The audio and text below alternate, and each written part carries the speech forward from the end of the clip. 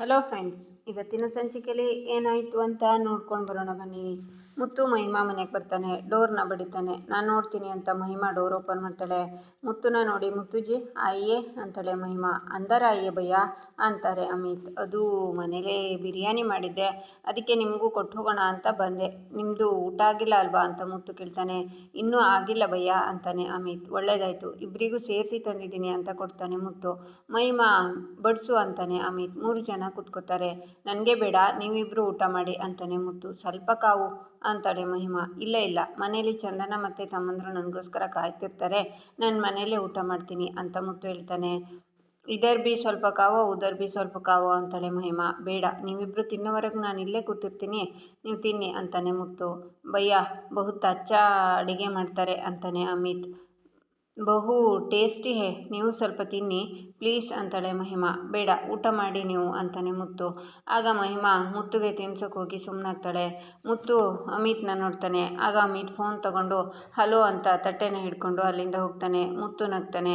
ಮಹಿಮಾ ಮುತ್ತುಗೆ ತಿನ್ನಿಸ್ತಾ ತಾನು ತಿಂತಾಳೆ. ಚೆನ್ನಾಗಿದ್ಯಾ ಅಂತಾನೆ ಮುತ್ತು. ಆಗ ಮಹಿಮಾಗೆ ಒಂದು ಕಾಲ್ ಬರುತ್ತೆ. ಮಹಿಮಾ ಕಾಲ್ ರಿಸೀವ್ ಮಾಡಿದ ಕೂಡಲೇ ಆಚೆ ಕಡೆಯಿಂದ ಮಹಿಮಾ, ಕಿತನೆ ಹೋ ಸಕೆ ಕಾವು, आ जाओ नहीं तो मैं उधर आके दोनों को लेके आऊँगा, समझे ना, मेरे ಬಾರ್ ಓ ಪತಾ ಹೇನಾ ಅಂತಾನೆ. ಆಗ ಮಹಿಮಾ ಕಾಲ್ ಕಟ್ ಮಾಡಿ ಭಯದಿಂದ ಅಳ್ತಾ ನಿಂತಿರುವಾಗ, ಮಹಿಮಾ ಅವರೇ ಏನಾಯಿತು, ಯಾರದ್ದು ಫೋನು, ಮಹಿಮಾ ಅವರೇ ನಿಮ್ಮನ್ನೇ ಕೇಳ್ತಿರೋದು, ಯಾಕೆ ಅಳ್ತಿದ್ದೀರಾ, ಏನಾಯ್ತು ಹೇಳಿ ಅಂತಾನೆ ಮುತ್ತು.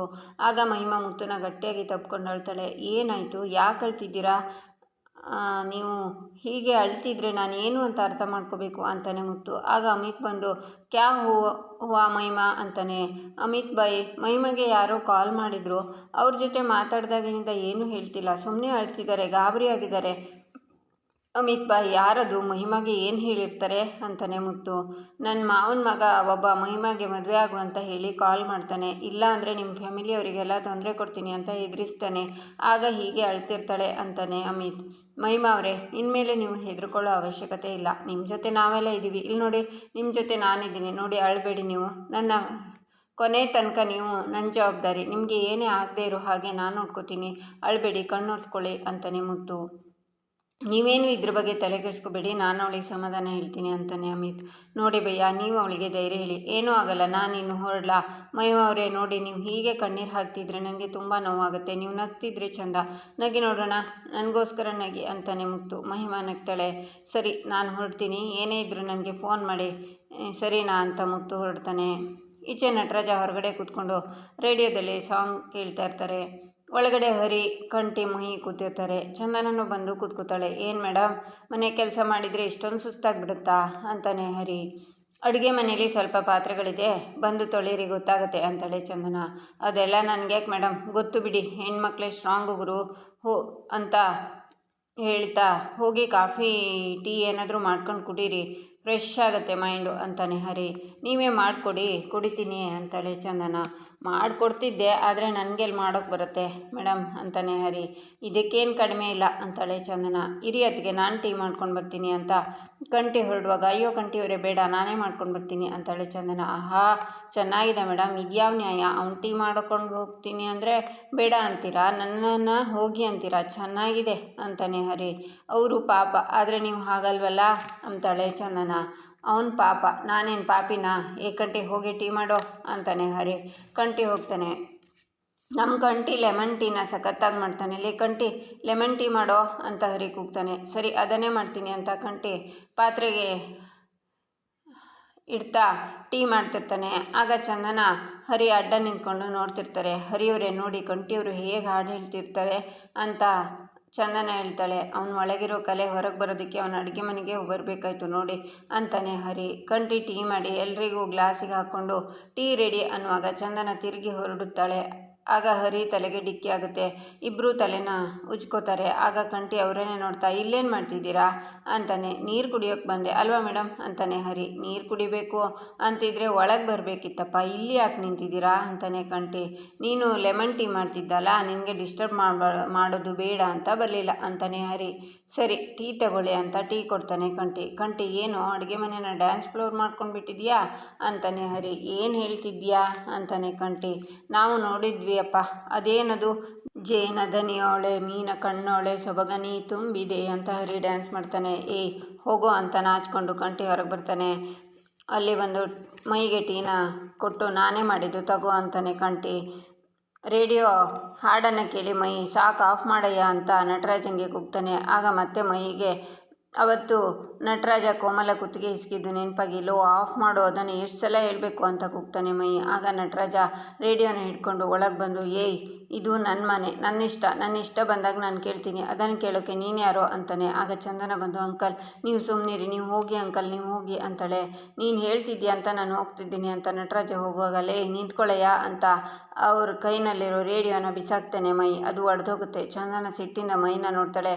ಮೈ ಏನು ಮಾಡಿದೆ ನೀನು ಅಂತಾಳೆ. ಅತ್ತಿಗೆ ನೀವು ಸುಮ್ಮನಿರಿ, ಏನಯ್ಯ ಅಂದ್ಕೊಂಡಿದ್ಯಾ ನೀನು ಅಂತಾನೆ ಮೈ ಬಾ ಈ ಕಡೆ ಅಂತಾನೆ ಹರಿ. ಸುಮ್ಮನಿರಣ್ಣ, ನೀವೆಲ್ಲರೂ ಸೇರಿಕೊಂಡು ಈ ವಯ್ಯಂಗೆ ಸಪೋರ್ಟ್ ಮಾಡ್ತಿದ್ದೀರಾ ಅಂತಾನೆ ಮೈ ಸಾಕು ಸುಮ್ಮನಿರು ಅಂದೆ ಅಂತಾಳೆ ಚಂದನ. ಸುಮ್ಮನಿರಿ ಅದಕ್ಕೆ, ನನಗೆ ಇವನ್ನ ನೆರಳು ಕಂಡ್ರೆ ಆಗಲ್ಲ, ಅಸಹ್ಯ ಆಗುತ್ತೆ ಅಂತಾನೆ ಮೈ ಸಾಕು ಸುಮ್ಮನಿರು ಅಂತಾಳೆ ಚಂದನ. ಇಲ್ಲ ಅದಕ್ಕೆ ಇವತ್ತು ನಾನು ಸುಮ್ಮನಿರಲ್ಲ ಅಂತಾನೆ ಮೈ. ಆಗ ಮುತ್ತುನು ಬರ್ತಾ ಇರ್ತಾನೆ. ನಮ್ಮ ಅಮ್ಮ ನನಗೋಸ್ಕರ ಅಂತ ಮನೆಗೆ ಬಂದರೆ ಅವರನ್ನು ಮನೇಲಿರೋದಕ್ಕೆ ಬಿಡಲಿಲ್ವಯ್ಯ ನೀನು? ನಿನಗೆ ಸ್ವಲ್ಪನೂ ನಾಚಿಕೆ ಆಗಲ್ವಾ? ಮನುಷ್ಯತ್ವನೇ ಇಲ್ವಾ? ಮೃಗ ನೀನು. ಹೆಂಡ್ತಿನ ಕೊಂದು ಮಕ್ಕಳನ್ನ ತಬ್ಲಿ ಮಾಡಿದ್ಯಲ್ಲ, ಕೊಲೆಗಾರ ನೀನು, ಕೊಲೆಗಾರ ಅಂತ ಮೈ ಬೈತಾನೆ. ಮೈ ಸುಮ್ಮನಿರು ಅಂತ ಹೇಳಿದೆ ಅಂತಾಳೆ ಚಂದನ. ನಮ್ಮಮ್ಮ ಈ ಮನೇಲಿದ್ದಿದ್ರೆ ಏನಾಗ್ತಿತ್ತು ನಿನಗೆ?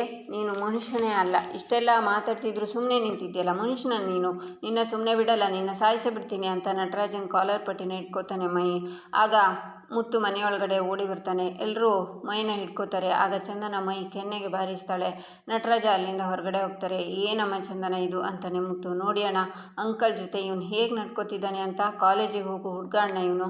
ದೊಡ್ಡವರಿಗೆ ಹೇಗೆ ಮರ್ಯಾದೆ ಕೊಡಬೇಕು ಅನ್ನೋದು ಗೊತ್ತಿಲ್ಲ. ನೋಡಿ ಇಲ್ಲಿ ಏನಾಗಿದೆ ಏನಾಗಿಲ್ಲ ಅನ್ನೋದು ಯಾರಿಗೂ ಗೊತ್ತಿಲ್ಲ. ಅಂಕಲ್ ಬಗ್ಗೆ ಯಾರೂ ಒಂದು ಮಾತು ಆಡೋ ಹಾಗಿಲ್ಲ ಅಂತಾಳೆ ಚಂದನ. ಅತ್ತಿಗೆ ನನಗೆ ಹೊಡೆದ್ರ ಇರಲಿ, ನಿಮಗೆ ಅವನೇ ಮುಖ್ಯ ಆದರೆ ನಾನೇ ಮನೆ ಬಿಟ್ಟು ಹೋಗ್ತೀನಿ ಅಂತ ಮೈ ಹೋಗುವಾಗ ಅಂತ 3 ಜನ ಅಣ್ಣಂದ್ರು ಅವನ್ನ ಹಿಡ್ಕೋತಾರೆ. ಮೈ ಸಮಾಧಾನ ಮಾಡ್ಕೋ, ಕೋಪ ಮಾಡ್ಕೋಬೇಡ ಅಂತಾನೆ ಮುತ್ತು. ಇಲ್ಲ ಅಣ್ಣ, ನನಗೆ ಈ ಮನೇಲಿ ಇರೋದಕ್ಕೆ ಇಷ್ಟ ಇಲ್ಲ, ನಾನು ಹೋಗ್ತೀನಿ ಅಂತ ಮೈ ಹೋಗ್ತಾನೆ. ಚಂದನ ಅವನು ಹೇಳ್ತಿದ್ದಾನೆ, ನೀನಾದರೂ ಒಂದು ಮಾತು ಹೇಳಮ್ಮ ಅಂತಾನೆ ಮುತ್ತು. ಅಣ್ಣ ಅವನೊಬ್ಬನ್ನೇ ಸ್ವಲ್ಪ ಹೊತ್ತು ಇರೋದಕ್ಕೆ ಬಿಡಿ ಅಣ್ಣ, ಸ್ವಲ್ಪ ಹೊತ್ತು ಅವನೊಬ್ಬನೇ ಕೂತು ಯೋಚನೆ ಮಾಡಿದರೆ ಅವನಿಗೆ ಅರ್ಥ ಆಗ್ಬೋದು ಅಂತ ಚಂದನ ಹೇಳುವಾಗ, ಅಲ್ಲಮ್ಮ ಅವನು ಅಂತಾನೆ ಮುತ್ತು. ಅಣ್ಣ ನೀವೇನೂ ಯೋಚನೆ ಮಾಡಬೇಡಿ, ಅವನು ಎಲ್ಲೂ ಹೋಗಲ್ಲ. ಮಕ್ಕಳು ತಪ್ಪು ಮಾಡಿದಾಗ ತಿದ್ದಿ ಬುದ್ಧಿ ಹೇಳಬೇಕೇ ಹೊರತು ಮುದ್ದು ಮಾಡಬಾರ್ದು. ಹಾಗೆ ಮಾಡಿದರೆ ಅವ್ರು ಮತ್ತಷ್ಟು ಹಾಳಾಗೋದಕ್ಕೆ ನಾವೇ ದಾರಿ ಮಾಡಿ ಕೊಟ್ಟ ಹಾಗಾಗತ್ತೆ ಅಂತ ಚಂದನ ಹೋಗ್ತಾಳೆ.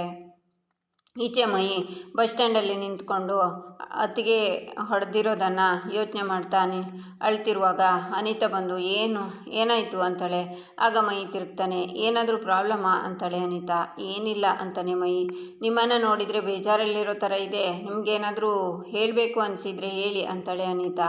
ಇಲ್ಲ ಆ ಥರ ಎಲ್ಲ ಏನಿಲ್ಲ ಅಂತಾನೆ ಮೈ. ನಿಜವಾಗ್ಲೂ ಏನಿಲ್ವಾ ಅಂತಾಳೆ ಅನಿತಾ. ಇಲ್ಲ ಏನಿಲ್ಲ, ಸುಮ್ಮನೆ ನಿಂತಿದ್ದೆ ಅಷ್ಟೇ ಅಂತಾನೆ ಮೈ. ಒಂದು ವೇಳೆ ನನ್ನ ಜೊತೆ ಹೇಳ್ಕೊಳ್ಳೋಕ್ಕೆ ಇಷ್ಟ ಇಲ್ಲ ಅಂದರೆ ಪರವಾಗಿಲ್ಲ, ನಿಮ್ಮ ಜೊತೆ ಅತ್ತಿಗೆ ಇದ್ದಾರಲ್ವಾ, ಅವ್ರ ಜೊತೆ ಹೇಳ್ಕೊಳ್ಳಿ. ನನಗೂ ಅವ್ರ ಹತ್ರ ಮಾತಾಡಿದ ಮೇಲೆ ಹೇಗಿರಬೇಕು ಅಂತ ಅರ್ಥ ಆಗಿದ್ದು. ಅವ್ರ ತರಹ ಒಳ್ಳೆ ಮನಸ್ಸಿರೋರಿಗೆ ನೀವು ನಿಮ್ಮ ನೋವನ್ನು ಹೇಳ್ಕೊಂಡ್ರೆ ಸೊಲ್ಯೂಷನ್ ಸಿಕ್ಕೇ ಸಿಗುತ್ತೆ. ನೀವು ಈಗ ಯಾವ ವಿಷಯಕ್ಕೆ ಬೇಜಾರಾಗಿದ್ದೀರೋ ಅವರೇ ಅದನ್ನು ಸಾಲ್ವ್ ಮಾಡ್ತಾರೆ. ಒಂದು ಸಲ ಅಕ್ಕನ ಜೊತೆ ಮಾತಾಡಿ. ಬಸ್ ಬಂತು ಅಂತ ಅನಿತಾ ಹೋಗ್ತಾಳೆ. ಈಚೆ ನಟರಾಜ ಸೈಕಲ್ನಲ್ಲಿ ಬಂದು ಮೈ ಬಸ್ ಸ್ಟ್ಯಾಂಡಲ್ಲಿ ನಿಂತಿರೋದನ್ನು ನೋಡ್ತಾ ನಗ್ತಾ ಅಲ್ಲೇ ಟೀ ಅಂಗಡಿಗೆ ಹೋಗಿ ಕೂತ್ಕೊಂಡು ಅವನ್ನೇ ನೋಡ್ತಾ ಇರ್ತಾರೆ. ಬಸ್ ಸ್ಟ್ಯಾಂಡಲ್ಲಿ ಮೈ ಕೂತಿರ್ತಾನೆ. ಈಚೆ ಮನೆಯವರೆಲ್ಲ ಮೈಗೋಸ್ಕರ ಹೊರಗಡೆ ನಿಂತಿರ್ತಾರೆ. ಏನಣ್ಣ ಇವನು ಇಷ್ಟೊತ್ತಾದರೂ ಬರಲಿಲ್ಲ ಅಂತಾನೆ ಹರಿ. ನನಗೂ ಮನಸ್ಸು ತಡೀತಿಲ್ಲ ಕಣೋ, ಇಷ್ಟೊಂದು ಕೋಪ ಮಾಡ್ಕೊಂಡು ಬೇರೆ ಹೋಗಿದ್ದಾನೆ, ಎಲ್ಲಿ ಹೋಗಿದ್ದಾನೋ ಏನೋ ಅಂತಾನೆ ಮುತ್ತು. ಏನಣ್ಣ ಇವನು ಇಂಥ ವಿಷಯಕ್ಕೆಲ್ಲ ಮನಸ್ಸಿಗೆ ಹಚ್ಕೋತಾನೆ ಅಂತಾನೆ ಹರಿ. ಇಷ್ಟು ವರ್ಷ ಆದಮೇಲೆ ಅವನಮ್ಮನ ನೋಡಿ ಅವರು ನಮ್ಮ ಜೊತೆನೇ ಇರ್ತಾರೆ ಅಂತ ಅಂದ್ಕೊಂಡು ಈಗ ಸಡನ್ನಾಗಿ ಅವರು ಹೊರಟೋಗಿರೋ ಶಾಕ್ನ ಅವನಿನ್ನೂ ತಡ್ಕೊಳ್ಳೋಕ್ಕೆ ಆಗ್ತಿಲ್ಲ ಹರಿ. ಪಾಪ ಮೈ ಅಂತಾನೆ ಕಂಠಿ. ಆಗ ಚಂದನ ಬಂದು, ಯಾಕೆಲ್ಲರೂ ಇಲ್ಲಿದ್ದೀರಾ? ಮೈ ಎಲ್ಲಿಗೂ ಹೋಗಲ್ಲ, ಬಂದೇ ಬರ್ತಾನೆ ಅಂತ ನಾನು ಹೇಳಿದ್ದೆ ಅಲ್ವಾ ಅಂತಾಳೆ. ಅಲ್ಲಮ್ಮ ಚಂದನ, ಕತ್ಲಾಯಿತು, ಮೈ ಇನ್ನೂ ಬಂದಿಲ್ವಲ್ಲ, ಎಲ್ಲಿ ಹೋದ್ನೋ ಏನೋ ಅಂತ ಆತಂಕ ಆಗ್ತಿದೆ ಅಂತಾನೆ ಮುತ್ತು. ಹಾಗಾದರೆ ನಾನು ಅವನಿಗೆ ಹೊಡೆದು ತಪ್ಪು ಮಾಡಿದೆ ಅಂತ ನಿಮಗೆ ಅನಿಸ್ತಿದ್ಯಾ ಅಣ್ಣ ಅಂತಾಳೆ ಚಂದನ. ಹಾಗೇನೂ ಇಲ್ಲ ಚಂದನ, ನಿನಗೆ ಅವನಿಗೆ ಹೊಡೆಯೋ ಅಧಿಕಾರ ಖಂಡಿತ ಇದೆ. ಅವನು ಎಲ್ಲೂ ಹೋದ್ನೋ ಅಂತ ಭಯ ನನಗೆ ಅಂತಾನೆ ಮುತ್ತು. ಅಣ್ಣ ಕೆಲವೊಂದು ನೋವು ಅಸಹಾಯಕತೆ ಮಧ್ಯೆ ಕೋಪ ತರಿಸಿದ್ರು ಅದನ್ನು ಹಿಡಿತದಲ್ಲಿ ಇಟ್ಕೊಳ್ಳೋದನ್ನು ನಾವು ರೂಢಿ ಮಾಡ್ಕೋಬೇಕು. ಇಲ್ಲ ಅಂದರೆ ಇಂಥದ್ದನ್ನೆಲ್ಲ ನೋಡಬೇಕಾಗತ್ತೆ. ಅದಕ್ಕೆ ಅವ್ನು ಮತ್ತೆ ಈ ಥರ ತಪ್ಪು ಮಾಡದೇ ಇರೋ ಥರ ನೋಡ್ಕೊಳ್ಳೋ ಜವಾಬ್ದಾರಿ ನಂದೇ ಅಲ್ವಾ ಅಣ್ಣ ಅಂತಾಳೆ ಚಂದನ. ನೀನು ಹೇಳೋದ್ರಲ್ಲಿ ಯಾವ ತಪ್ಪು ಇಲ್ಲ ಅಮ್ಮ, ಆದರೆ ಮೈ ಅಂತಾನೆ ಮುತ್ತು. ಅವನ ಬಗ್ಗೆ ಚಿಂತೆ ಬೇಡ ಅಣ್ಣ. ಅವನ ಎಲ್ಲ ಪರಿಸ್ಥಿತಿಲಿ ಜೊತೇಲಿದ್ದು ಕಾದಿರೋ ಆ ಶಕ್ತಿ ಈಗಲೂ ಖಂಡಿತ ಅವನ ಜೊತೆಲೇ ಇದ್ದು ಕಾಯುತ್ತೆ ಅಂತಾಳೆ ಚಂದನ. ಮೈ ಹೋದ ತಕ್ಷಣ ನಟರಾಜ ಅವನ ಹಿಂದೆನೇ ಸೈಕಲ್ನಲ್ಲಿ ಹೋಗಿರ್ತಾರೆ. ಅವನಿಗೆ ಎಲ್ಲ ಬಿಡಿಸಿ ಹೇಳೋಕ್ಕಾಗಲ್ಲ. ಈ ರೀತಿಯಾದರೂ ಬದುಕಿನ ಪಾಠ ಏನು ಅನ್ನೋದನ್ನು ಹೇಳ್ಕೊಡ್ಬೇಕಾಗತ್ತೆ. ಎಲ್ಲರೂ ಒಳಗಡೆ ಬನ್ನಿ, ಅವನ ಮನೆಗೆ ಬಂದೇ ಬರ್ತಾನೆ ಅಂತ ಚಂದನ ಮುಂದೆ ಹೋಗಿ ವಾಪಸ್ ಬಂದು ಅಣ್ಣ ಬನ್ನಿ ಅಣ್ಣ ಅಂತ ಎಲ್ಲರನ್ನ ಒಳಗಡೆ ಕರ್ಕೊಂಡೋಗ್ತಾಳೆ. ಇಲ್ಲಿಗೆ ಈ ಸಂಚಿಕೆ ಮುಕ್ತಾಯವಾಗುತ್ತೆ. ಮುಂದಿನ ಸಂಚಿಕೆಗಾಗಿ ನಮ್ಮ ಚಾನಲನ್ನು ನೋಡಿ ಸಬ್ಸ್ಕ್ರೈಬ್ ಮಾಡಿ, ಲೈಕ್ ಮಾಡಿ, ಸಪೋರ್ಟ್ ಮಾಡೋದನ್ನು ಮರಿಬೇಡಿ.